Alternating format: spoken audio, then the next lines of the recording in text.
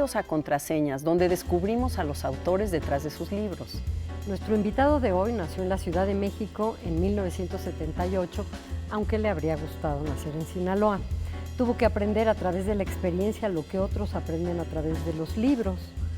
Se considera enfermizo, más no hipocondriaco. Pero le gustan los hospitales porque se siente ahí a gusto. Ajá. No le gusta recomendar libros porque luego la gente no sabe abandonarlos cuando no les está satisfaciendo la lectura. Le da miedo escribir y la gente dice que tiene más años de los que realmente tiene. ¿De quién estaremos hablando?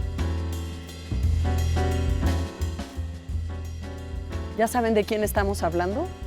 Por supuesto, de Emiliano Monge. Bienvenido, Emiliano. El autor más alto que hemos tenido, ¿eh? En Contraseñas. Qué vergüenza. ¿Por qué? ¿Qué tal? ¿Qué Muchas tal? gracias. Muy ¿Cómo están? contentas de tenerte aquí, Emiliano. No, muy contento yo de estar aquí con ustedes. Sí, qué bueno. Con esa historia de infancia trashumante tan rara que tienes tú.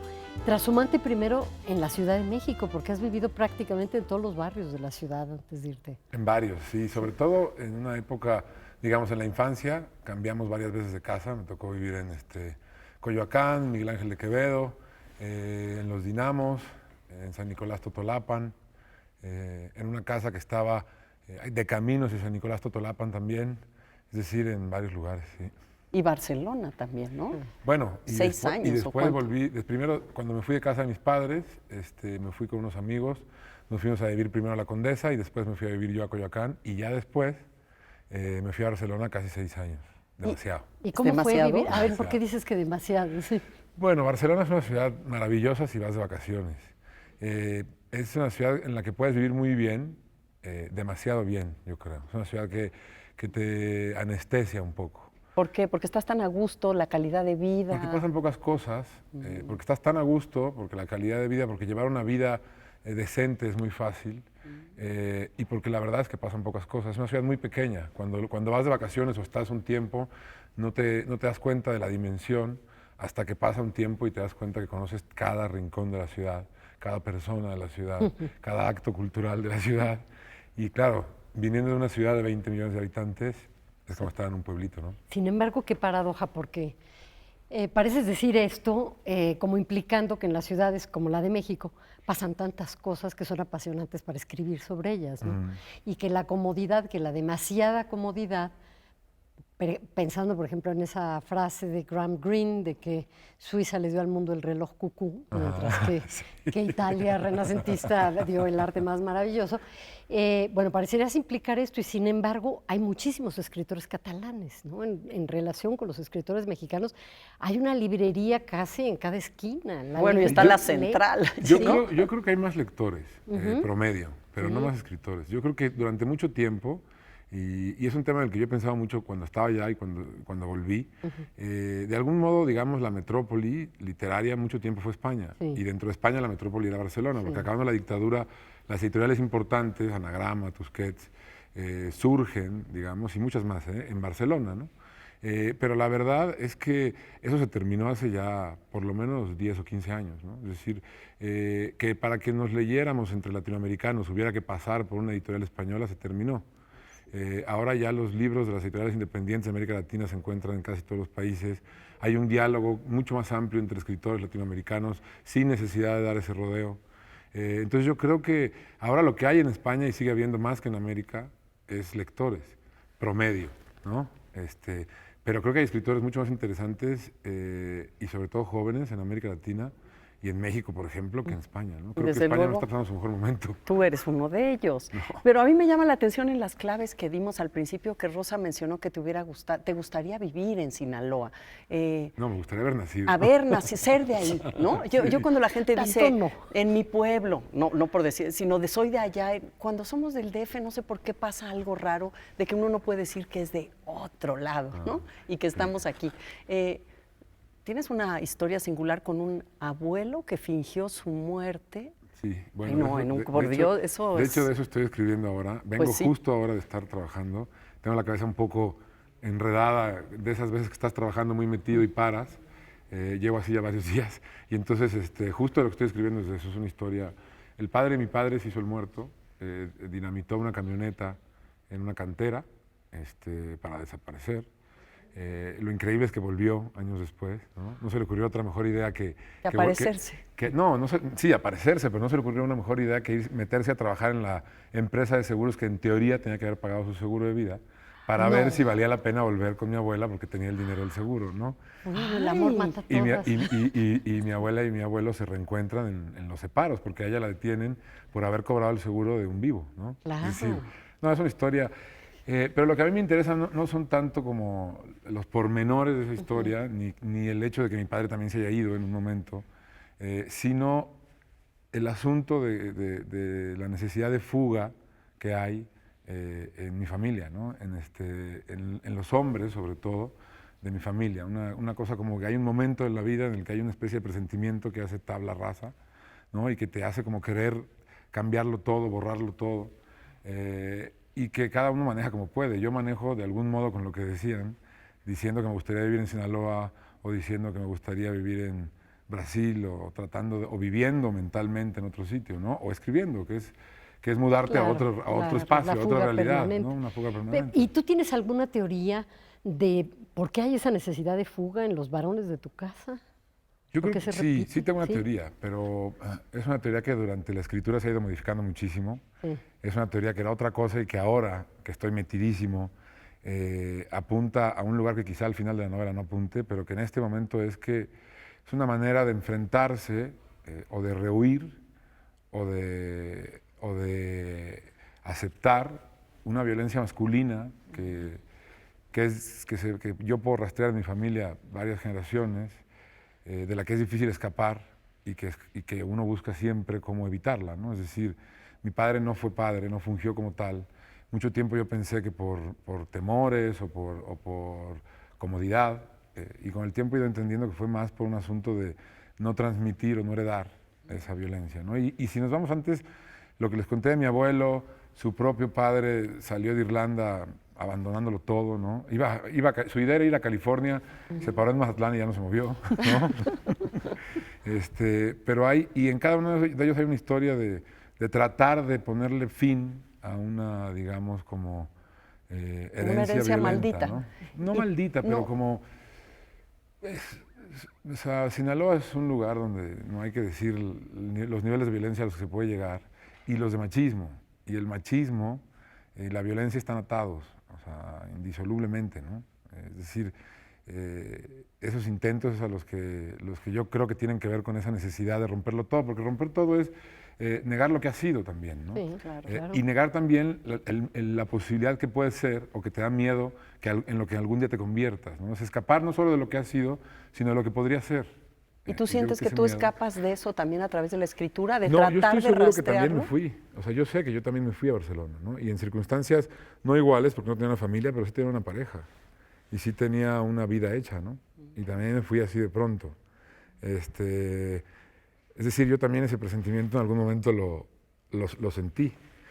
Después, claro, cada quien lo evade de manera diferente, ¿no? Otra de las formas de evadirlo es con la mentira y con la escritura, ¿no? Con inventar, con crear, y ya tampoco me voy a poner a sacar los trapos de mis primos y hermanos, porque no toca, cada quien se evade como puede, y yo en la escritura, claro que he encontrado una manera como de reconstruir o reconstruirme, ¿no? Justo curiosamente ahora, yo que nunca había escrito algo que tuviera que ver con mi historia personal, no creo en la autoficción, en la autobiografía. ¿Cómo que no crees? Si eso no es un acto de fe. No, tienes razón, no es un acto de fe, pero no me parece que deba llamarse como la llaman, ni que deba ser lo que creen que es, claro, ¿no? claro, Es decir, la autobiografía es algo que ha existido toda la vida, a la gente le da vergüenza decir que hace autobiografía a los 20 años o 30 y entonces deciden denominarlo de este modo. Cuando además hay toda una corriente en Portugal que habla de la paraficción, que es mucho más interesante, ¿no? Esta mezcla de no importa cuál de los dos géneros estás haciendo o cómo los estás imbricando. Sino que yo nunca me había acercado a mi historia para contar. Siempre había contado unas ficciones que tenían, que eran imaginación pura, digamos, ¿no? Aunque la violencia está, desde luego el tema de la violencia. Claro. Necesariamente, ¿verdad? La fuga. Claro. Tierras arrasadas. Y ahora mucho más. Ahora me doy cuenta, al estar escribiendo esto, que muchas de las cosas que yo sabía de esta historia personal, pues las había camuflado en las otras novelas, ¿no? Y que ahora las estoy, digamos, descamuflando. Oye, tienes una manera de escribir en la que parece que estuvieras esculpiendo cada una de las palabras. Por más que los temas sean enormemente difíciles, como en Las tierras arrasadas, es una novela que duele. Lo que te salva como lector de ese dolor es la escritura. Gracias a esa escritura, entonces puedes tener momentos de respiro, ¿no? Y puedes seguir leyendo a pesar No, y de te lo que se te está embeleza diciendo. con la prosa, la fuerza, Por eso. digamos, este alcance estético de la prosa Seguro. y de los mundos. Sí, Y los juegos que estás descubriendo entre ese coro que va contando lo que les ocurre, ¿no? Los que están dentro de la camioneta, y lo que está en él afuera. Pero a lo que yo me quiero referir es al hecho de que tú estudiaste arquitectura, por lo menos por un tiempo, de que tu padre es escultor y de que tu trabajo con la escritura tiene que ver con algo muy artesanal. Sí, sí. Yo siempre, quizá por lo que... Yo creo que mucho más por el asunto de que mi padre fuera escultor que por el asunto de la arquitectura, ¿no? Chillida, de que ahorita voy a decir otra cosa. Chillida tenía una frase maravillosa en la que decía que la escultura es una respuesta y la arquitectura es una pregunta. Al revés, perdón, que la arquitectura es una respuesta y la escultura es una pregunta. Tiene otra a la que yo siempre apelo en silencio cuando trabajo, cuando escribo, que es que Chillida trabajaba de dos formas, o bloques de piedra enormes, en los cuales con una delicadeza infinita hacía pequeñas incisiones. Entonces, es decir, el bloque monumental, el peso estaba en torno a una delicadeza, una pequeña entrada de aire, o el proceso exactamente inverso. El bloque del medio ambiente es arañado por el hierro, ¿no? Y entonces el hierro ahí, la materia, que es lo pesado, se vuelve la delicadeza que entra en el entorno, ¿no? Y decía que, hablaba diciendo que el vacío también era una materia, pero una materia más lenta. Y yo cuando leí esa frase siempre pensé que el silencio es una palabra, pero una palabra más lenta, ¿no? Y claro, yo empecé a escribir porque no era capaz de hacer esculturas, porque era muy torpe, porque a mí me encantaba meterme en el estudio de mi padre y me gustaría haber podido hacer cosas con las manos. Había un placer estético en la escultura que fue el que me llevó a otros placeres estéticos, ¿no? Y al que medio pude emprender a hacer, que fue el de la escritura. Entonces siempre he pensado que el lenguaje puede ser tratado como una materia, como un material, Claro. y que funciona para darle volumen a una historia, ¿no? Y así le ocurre a uno cuando lee tus libros. Ojalá. Y esta parte, sí, bueno, además lo que dices, nos estás explicando, te dedicas a escribir, pero estudiaste ciencias políticas y arquitectura y querías ser escultor. Ya todo eso es fascinante, como bueno, todo desemboca en la escritura. Y cineasta, y ¿no? filósofo, y no sé cuántas cosas más quería hacer. Y cocinero. Vamos a volver después de esta pausa. Acompáñenos.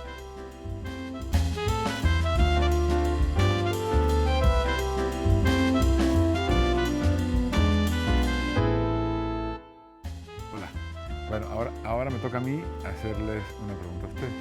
Y la pregunta que les quería hacer parece muy fácil, pero no es tan fácil. ¿Qué libro de Rosa te hubiera gustado escribir a ti, Mónica? ¿Y qué libro de Mónica te hubiera gustado escribir a ti, Rosa? Ay, es buena pregunta. ¿Nos volveremos a hablar luego? No lo sé. Claro que. Mira, yo sí te digo, rápido. A mí me gusta mucho el libro de cuentos que crece, que se llama Amores que matan. Yo hubiera querido escribir esos cuentos, que además Rosa va escribiendo otro cuento y se lo añade y crece, y es un humor y una mirada que me fascina. Muy bien. Ay, pues muchas gracias, amiga. A mí me habría Va a decir gustado Rosa que escribir ninguno. Café cortado, sí, de entrada, porque me parece que es una novela que tiene todo lo que a mí me gusta que tenga una novela. Tiene una mirada personal, tiene personajes muy fuertes, muy poderosos, tiene la mirada de lo histórico que se inserta en el mundo presente, y bueno, también tiene mucha crudeza y mucha crueldad con humor. Ya nos hiciste sentirnos Ya, muy sí, bien. Qué bueno. Qué Vamos bárbaro, a qué seguir llevando estrategia. muy bien con tu pregunta. Quiero garantizar Pero ahora que el programa tú, siga. ¿qué novela te habría gustado a ti escribir de las novelas que has leído, de las que existen? Uy, bueno, imagínate. No, pues escoge muchas, ¿no? una. No sé, es que a veces pienso que hay varias que me gustaría haber escrito, pero después pienso que si las hubiera escrito me las perdería como lector, ¿no? Y entonces buena perdérmela cosa. como lector, la verdad. Pero si tuviera que decir una, hay un libro muy particular y muy distinto y muy pequeñito que se llama Mis amigos, de Manuel Bové, que era un escritor increíble que se perdió bastante porque murió a finales de la Segunda Guerra Mundial. y no fue hasta que Beckett y secuaces lo recuperaron que medio tuvo una resurrección, pero que también ha pasado desapercibida, ¿no? En su momento, imagínate, en su momento Rilke pidió que le consiguieran una entrevista con él, a su secretaria, porque decía que nunca había tenido la sensación al leer algo, la misma sensación exacta que tenía cuando iba al sastre a que le midiera las manos para hacerle unos guantes. Ay, qué bonito. Entonces, ese libro, mis amigos, que a mí me parece una belleza, ese me hubiera gustado escribir. Pues ya tenemos una recomendación, aunque dices que no te Aunque gusta no le mucho. gusta, sí. Pero, ¿tú empezaste a leer en los hospitales? O sea, ¿por qué el hospital Ni te hace siquiera- sentir a gusto, sí. verdad? Ni siquiera leer. Fui medio aprendiendo a leer en los hospitales, pero más bien aprendí a ver libros, porque estuve hospitalizado desde muy, muy pequeño. ¿Por qué? Tuve un problema de enzimas. Entonces, durante casi 5 o 6 años, pasaba los mismos meses hospitalizado que fuera, ¿no? Hubo periodos muy largos y periodos de desconexión, o sea, de estar en cuartos sin poder tener contacto con nadie, ¿no? 5 o 6 años además en los que solamente comí frijoles, habas, es decir, leguminosas. O sea, soy la demostración de que si comes solamente frijoles sí puedes crecer. Hay proteínas ahí. Y que puedes crecer, digamos. Entonces, pues claro, lo que los demás aprendieron en el juego, en los jardines y en los recreos, a mí me tocó verlo en los libros, en los dibujos, o escucharlo a través de la narración de alguien más, ¿no? De otro niño o de algún adulto, ¿no? Entonces pasé mucho tiempo en hospitales por eso. Sí, he tenido una salud siempre como frágil, digamos. Hasta ahora menos, pero... Ahora te casi defiendes. siempre Aunque fue. yo le decía a Emiliano una vez que nos encontramos que me había tocado que en varios momentos me Sí. dice, estoy enfermo del estómago. Y dije, cuando leí en la biografía que lo de los hospitales, dije, sí, se enferma mucho, pero Sí. no, dices que ya no. Pero por Qué suerte lo bueno. tiene ligado a la lectura y entonces no tiene este terror de los hospitales, ¿no? Ni de las Exacto. bacterias, No, los ni de todo, hospitales al me dan una revés. tranquilidad infinita. Yo solamente me siento tranquilo en un hospital. Cuando voy a visitar a alguien digo, ay, qué rico, caray. O cuando me mandan a hacer análisis es así como, uff, qué suerte. Qué perfecto, ¿no? Ya llegué. No, en serio, es como estar en casa. Pues sí, es estar en casa de algún modo, porque es lo que has hecho. Oye, y sin embargo, pese a esa atmósfera de tal tranquilidad aparente en los Ajá. hospitales, ¿no? Todo se está cociendo por abajo el agua. Tú escribes sobre el tema de la violencia que hay por todos lados, en las tierras arrasadas de manera muy evidente, en lo que estamos viviendo, en el afuera, ¿no? El costo de estas migraciones, pero también en tus cuentos, en cualquier tipo de violencia. Pues somos muy violentos los mexicanos. Los seres humanos, pero los mexicanos, porque tengo presente esa escena en el autobús, por ejemplo, ¿no? Sí. Como esas pequeñas agresiones y pullas que se dan que uno acaba resolviendo, pero no del todo, están ahí, ¿no? Claro. Sí. Sí. Sí, yo creo que hay dos maneras de relacionarse con la violencia o de estar atado a la violencia en sociedades tan profundamente violentas como la mexicana, ¿no? O sea, primero, claro, yo creo que en todos lados pasa lo mismo, en todos lados la violencia es parte de lo que está hecho el ser humano y las sociedades. El asunto es cómo nos relacionamos con ella y cuántos años de ventaja o desventaja llevamos en el trabajo con la violencia, digamos, ¿no?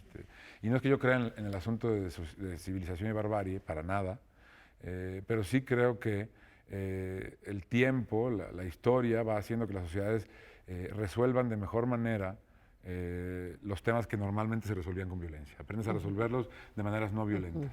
Y esto no solamente funciona socialmente, sino también íntimamente y familiarmente o personalmente, ¿no? Yo creo que hoy en día la violencia en México es un escenario, es el gran escenario en el que estamos atrapados, en el que estamos viviendo. Y en ese escenario sucede cualquier historia.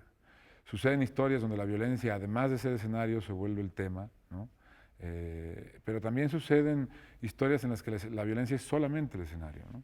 Entonces, en las tierras arrasadas, por ejemplo, la violencia es el devenir y lo que hay dentro de los personajes, la potencia que los mueve, la potencia que los empuja a sobrevivir, a buscar la supervivencia, de un lado y del otro. El migrante, los motivos por los que el migrante se va, en casi todos los casos son los mismos motivos que hacen que alguien se convierta en secuestrador.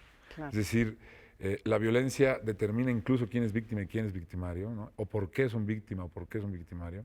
Y en los cuentos es distinto. En los cuentos del último libro, La superficie más honda, la violencia es más como una neblina, como una especie de bruma que nos hace estar a la defensiva todo el tiempo y estar a merced de algo que va a irrumpir en cualquier momento y que no vemos. Es Y decir, además, en uno la violencia está y en el otro la violencia está a punto de llegar. y has dicho algo que me parece interesante, que para ti el paisaje es personaje. Y en las tierras arrasadas, este paisaje que nombras, además paraíso, infierno, purgatorio, es un ecosistema, un bioma y un estado anímico. ¿Tiene que ver con eso, paisaje como paisaje emocional? Sí, bueno, con tratar de equilibrar. Empezaron, lo primero que me decían ustedes era lo del lenguaje y la historia, ¿no? La distinción que hay entre un suceso o una historia violenta. Si tú lo cuentas con palabras violentas o con un lenguaje tan violento como lo que estás contando, pues la novela se vuelve una piedra, ¿no? No lo Sí. escuchas. Se cae. No hay lo posibilidad de escuchas, escuchar. Ni lo ves. Ni lo ves. Entonces, si no equilibras con la balanza de la épica y la lírica, pasa lo mismo también con, y vuelvo a Emmanuel Bové, el escritor que les decía, él tiene una frase hermosísima en los pocos artículos que quedan de él o en las pocas declaraciones. Él decía que las acciones solamente tenían sentido si alumbraban el carácter de los personajes, ¿no? Entonces, si uno lo piensa al revés, el exterior, los paisajes, solo tienen sentido también si de algún modo emparentan con los paisajes interiores de los personajes, yo creo, ¿no? Se oye muy simbólico eso. Muy. Lo es.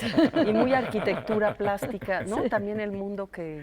Bueno, es que y también tiene que ver con la tradición mexicana, ¿no? Claro, o sea, si Rulfo hizo del paisaje un tema y después Gardea y Sada hicieron del paisaje un personaje, Claro. pues uno puede también seguir esa ¿no? Cordillera que es muy clara en la que, bueno, que empezaría mucho antes, ¿no? No sé, con José Guadalupe de Anda o con... Oye, tocaste un tema hace rato que a mí me interesa mucho que comentaras, que abundaras un poco más en él. Dijiste sobre la huida de los personajes masculinos, refiriéndote a tu familia, pero se puede aplicar también a los personajes de tus obras. La mayor parte de los personajes son hombres. Los que están sujetos a la violencia, los que están cometiendo la violencia, los que tratan de huir y de pronto ya se ven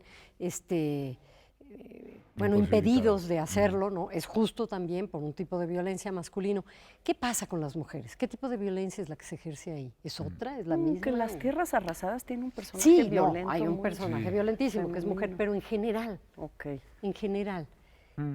Sí, Y sobre no todo sé- en los no sé cuentos, si- no en son los cuentos, protagonistas. Sí, no sé si estoy tan de acuerdo en lo que me dices, porque tienes razón que en los cuentos últimos sí es cierto Sí, que la mayoría de los personajes son hombres. O el tipo de violencia, No, es sí. la violencia asociada normalmente. Es que a yo los creo hombres. que más bien está ahí, ¿no? Es decir, yo creo que la violencia que normalmente asociamos a lo masculino no es solamente una violencia masculina. Es No. decir, a mí el discurso que dice que una mujer no puede ejercer la violencia que ejerce un hombre, pues evidentemente no me lo creo, ¿no? No, O sea, claro creo que una mujer puede siempre ejercer una violencia exactamente igual a la que ejerce un hombre. Y un hombre puede ejercer una violencia igual a la que ejerce una mujer. Es decir, yo no creo que el ejercicio de la violencia tenga normalmente tenga sexo. Lo que sí creo es que, como todos sabemos, es decir, el heteropatriarcado es real, o sea, es decir, durante muchísimo tiempo la sociedad fue gobernada y manejada por hombres, ¿no? Y la historia fue escrita y recolectada. Yo creo que, pues digo fue en pasado y lo digo en serio, o sea, yo creo que mi generación es la primera generación de escritores en México que ha roto con dos paradigmas que son muy importantes, que eran, ¿no? que es el asunto de que había más escritores hombres que mujeres. Eso ya no es cierto. O sea, si hacemos una lista de escritoras de los 80s, hay muchas más mujeres interesantes que hombres. Y con el de que había que irse a vivir al centro para ser escritor, ¿no? O sea, es decir, ahora los escritores ya pueden vivir en el lugar en el que nacieron sin tener que venir a vivir a la capital para que se les reconozca como escritores y para que tengan éxito como escritores, ¿no? Eso creo que sí es lo primero que pasa en esta generación. Y si hablamos de eso en literatura, podemos hablar de eso en todo. Entonces, se asociaba más un tipo de violencia a los hombres que a mujeres, ¿no? En las tierras, sin embargo, está Estela, que es digamos, pigonal en el asunto de la violencia, ¿no? Sí, sí. Oye, algo que decías, dijiste, vengo así de estar escribiendo toda la mañana. ¿Dónde escribes? ¿Cómo equilibras tú tu día de escritura? Esto que hablabas de equilibrio, que lo has dicho además con la escultura que Pues cuela, mira, o sea, cada ¿cómo vez me cuesta más equilibras? trabajo, la verdad. Yo escribo casi siempre donde trato de escribir en mi escritorio y en mi estudio, pero si no puedo, o sea, si estoy en otro lugar tampoco me cuesta trabajo, o sea, me cuesta un día o dos de adaptación, pero me puedo poner a trabajar siempre y cuando pueda fumar. O sea, no puedo trabajar en una biblioteca porque me cuesta por el asunto del cigarro. Pero lo que sí me cuesta cada vez más es gobernar los tiempos de escritura. Es decir, yo escribía como casi con una, digamos, no sé cómo llamarlo, pero 8 horas, después quizás 7, ¿no? Con los cuentos es distinto, en los cuentos te metes y hasta que acabas, ¿no? Pero con las novelas yo sí gobernaba mucho.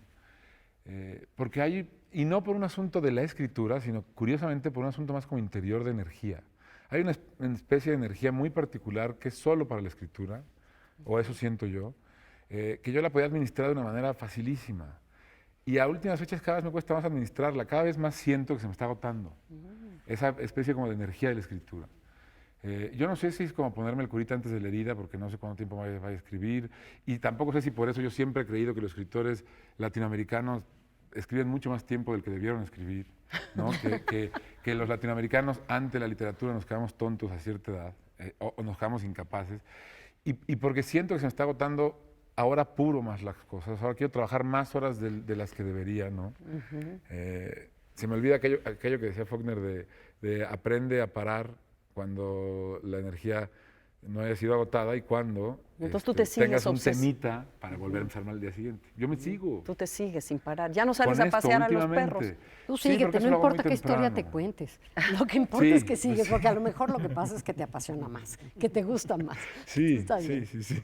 Puede ser, ¿eh? Que te vuelves más un animal de escritura, que eso también Sí. es cierto, porque es bien difícil volver al mundo real después de estar en la escritura o en la lectura. Lo que cuesta más trabajo de todo es aterrizar en esto otro. Muy difícil. Sí, es muy difícil. Y más cuando acabas la novela. O cuando Porque empieza ahí o ya siempre. sí, pero cuando acabas ya cerraste ese mundo. Ay, claro, y es Desaparece, triste, ya ¿no es puedes triste? volver. Sí, ya no Es puedes de una es tristeza horrible. profunda, ¿verdad? Es horrible. Lo que pasa es que además es muy injusto porque mientras estás dentro, mientras tú te puedes meter ahí, te escapas, ¿no? Estás mal con los otros por tu culpa, porque no estás. Y después, cuando acabas, estás deprimido porque no puedes volver a ese lugar, los demás pueden ir si leen, pero tú ya no puedes ir y estás mal con los otros porque estás deprimido, porque ya no puedes volver a ese lugar. Al que además los demás desgraciados están yendo, ¿no? Entonces, o sea, lo único constante es que estás la mal con mala los demás. leche es lo que define al Exacto. escritor. Y a la escritura. Y a la escritura, sí. Pues las contraseñas para leer, para conocer a Emiliano Monge, Las tierras arrasadas, esta capacidad de retratar un mundo violento, las migraciones, los sueños imposibilitados de florecer en una violencia, pero esto en el marco, envuelto en una prosa y en un ritmo y en una música que verdaderamente hipnotiza. Y que los se cuentos. repite en la superficie más honda de una manera distinta. Sin duda, hay que leer a Emiliano Monge para escapar de la violencia, aunque estemos dentro de ella, paradójicamente, todo el tiempo. Gracias, Emiliano, por haber estado con nosotros. No, muchas gracias. Te dejamos Muchas irte a gracias. escribir tus 8 horas otra vez. Muchas gracias. Rosa, hasta la próxima. Hasta la próxima, Mónica. Los esperamos aquí en Contraseñas. Gracias.